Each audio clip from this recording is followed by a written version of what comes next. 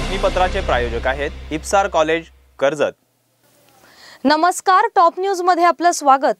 पाहणार आहोत दिवसभरातील महत्त्वाच्या घडामोडींचा वेगवान आढावा।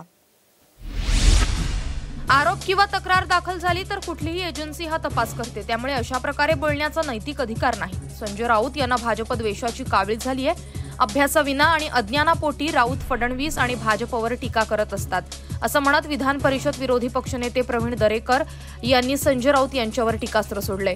आमदार प्रसाद लाड यांच्या कार्यालयात पंतप्रधान मोदींचा मन की बात कार्यक्रम दाखवला गेला। त्यानंतर प्रवीण दरेकरांनी माध्यमांशी संवाद साधला। यावेळी दरेकरांनी राऊतांनी केलेल्या टीकेला प्रत्युत्तर दिले। काँग्रेस केंद्रात सत्तेत होती त्यावेळी ईडीच्या चौकशीचा दबाव टाकून सत्ता कशी राखली हे देशाला माहीत आहे। आपलं ठेवायचं झाकून आणि दुसऱ्यांचं बघायचं वाकून ही सवय संजय राऊत यांना आहे। त्यांच्या टीकेला काडीची किंमत नसून त्यांचं वक्तव्य संदर्भहीन असल्याची टीका प्रवीण दरेकर यांनी केली आहे। ओबीसी आरक्षण पुन्हा लागू करण्यात यावं यासाठी शनिवारी भाजपनं राज्यव्यापी आंदोलन केलं। या आंदोलनात विरोधी पक्षनेते देवेंद्र फडणवीस यांनी आक्रमक भूमिका घेत 4 महिन्यात आरक्षण देऊ शकलो नाही तर राजकारणातून संन्यास घेईल अशी भूमिका घेतली होती। यावर आता शिवसेनेनं अग्रलेखाच्या माध्यमातून भाजप आणि देवेंद्र फडणवीस यांच्यावर टीका केली आहे। भाजप आणि त्यांचे पुढारी विद्वान आहेत, कायदेबाज आहेत, त्यामुळे सरकारच्याच बरोबरीनं ओबीसी आरक्षणाची लढाई त्यांनी सुरूच ठेवावी आणि ओबीसींना आरक्षण मिळवून देण्यास हातभार लावावा। आम्हाला चिंता मराठा आणि ओबीसी समाजाच्या आरक्षणाची आहेच, पण फडणवीस यांनी केलेल्या राजकीय संन्यास घेण्याच्या घोषणेची देखील आहे। फडणवीसांनी असा त्रागा करून घेऊ नये, सर्व काही सुरळीत आणि त्यांच्या मनाप्रमाणे होईल, संन्यास घेतील त्यांचे दुश्मन अशी खोचक टीका शिवसेनेनं केली आहे। ओबीसी आरक्षण रद्द झाल्यानंतर भाजपनं आक्रमक पवित्रा घेत राज्यभर चक्काजाम आंदोलन केलं। त्या आंदोलनानंतर देखील महाविकास आघाडीच्या नेत्यांनी भाजपवर टीकेचं सत्र सुरूच ठेवलंय। ओबीसी आरक्षणाचे मारेकरी भाजप आज ओबीसींसाठी कळवळा व्यक्त करत आहेत। भारतीय जनता पार्टीचे हे ढोंगी राजकारण जनतेच्या लक्षात येतंय।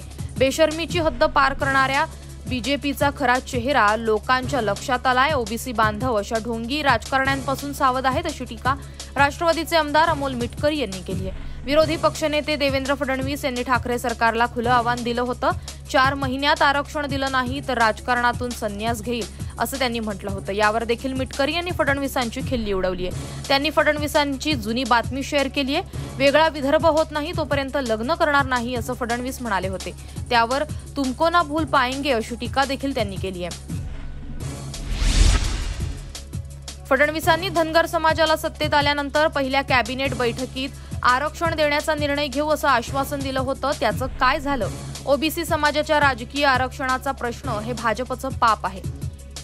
फडणवीस आणि फसवणूक हे समानार्थी शब्द आहेत अशी टीका काँग्रेस नेते आणि प्रवक्ते सचिन सावंत यांनी केली आहे। सत्ता मिळाल्यावर 4 महिन्यात ओबीसी आरक्षणाचा प्रश्न सोडवेन असं म्हणणारे देवेंद्र फडणवीस हे सर्वोच्च न्यायालयापेक्षाही अधिक शक्तिशाली झाले आहेत का, असा सवाल देखील सचिन सावंत यांनी केलाय।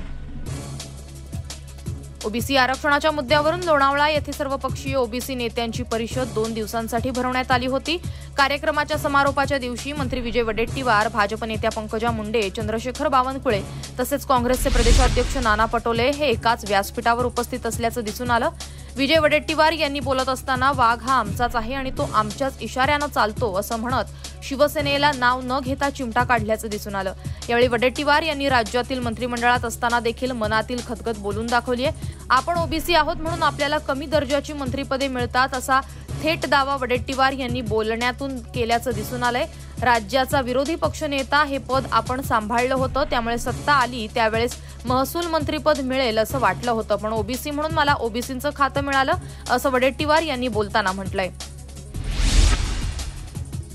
सध्या सगळे राजकीय पक्ष स्वतःला सक्षम करत असून आपलं बळ वाढवताना दिसतायत। आता एक आमदार देखील राष्ट्रवादीच्या वाटेवर असून राष्ट्रवादीचं संख्याबळ पुन्हा वाढलं आहे। नांदेड जिल्ह्यातील लोहा कंधार मतदारसंघाचे शेकापचे आमदार श्यामसुंदर शिंदे हे आता राष्ट्रवादी काँग्रेस पक्षात प्रवेश करणार असल्याची माहिती त्यांनी स्वतः माध्यमांना दिली आहे। त्यामुळे आता राष्ट्रवादीचे संख्याबळ वाढणार असल्याचं दिसून येत आहे। उपमुख्यमंत्री अजित पवार आणि जलसंपदा मंत्री जयंत पाटील यांची काम करण्याची पद्धत आपल्याला आवडते, तसंच मतदारसंघाच्या विकासासाठी ते आपल्याला मदत देखील करतील, म्हणूनच आपण राष्ट्रवादी काँग्रेस पक्षात प्रवेश करणार असल्याची माहिती श्यामसुंदर शिंदे यांनी दिली आहे। कोरोनाच्या प्रादुर्भावामुळे गेल्या 2 वर्षांपासून शिक्षणाचा खेळखंडोबा झाल्याचं चित्र आहे. कोरोना आटोक्यात आल्यानं महाविद्यालये पुन्हा सुरू होतील अशी अपेक्षा होती. मात्र डेल्टा प्लस व्हेरियंटमुळे राज्यात पुन्हा निर्बंध लावण्यात आलेत. यातच आता उच्च आणि तंत्रशिक्षण मंत्री उदय सामंत यांनी महत्त्वाची घोषणा केली आहे. येत्या 15 सप्टेंबरपासून महाविद्यालयीन शैक्षणिक वर्ष सुरू करण्याचा प्रयत्न करीत आहोत. याबाबत लवकरच निर्णय जाहीर केला जाणार आहे असं उच्च आणि तंत्रशिक्षण मंत्री उदय सामंत यांनी सांगितलंय. कोरोना संकट काळात नागपूर विद्यापीठानं शैक्षणिक शुल्कात कपात करून विद्यार्थ्यांना सवलत देण्याचा निर्णय घेतलाय. त्याचप्रमाणे इतर विद्यापीठांना देखील शुल्क कपातीचा निर्णय घ्यावा असं आवाहन ते कुलगुरूंना करणार आहेत. ओबीसी आरक्षणाच्या मुद्द्यावर शनिवारी भाजपनं राज्यभर चक्काजाम आंदोलन केलं. त्यावेळी बीडमध्ये झालेल्या आंदोलनात खासदार प्रीतम मुंडे यांनी सामाजिक न्याय मंत्री धनंजय मुंडे यांच्यावर जोरदार टीका केली होती. प्रीतम मुंडे यांच्या या टीकेला आता मंत्री धनंजय मुंडे यांनी जोरदार प्रत्युत्तर दिलंय. केंद्रात भाजपचं सरकार आहे. प्रीतम मुंडे या सत्ताधारी पक्षाच्या खासदार आहेत. त्यांनी ओबीसी आरक्षण केंद्र सरकारकडून टिकवावं असा सल्ला धनंजय मुंडे यांनी दिलाय.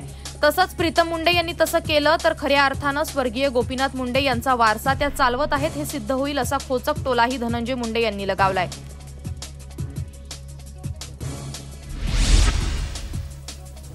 तर हा होता दिवसभरातील महत्त्वाच्या घडामोडींचा वेगवान आढावा.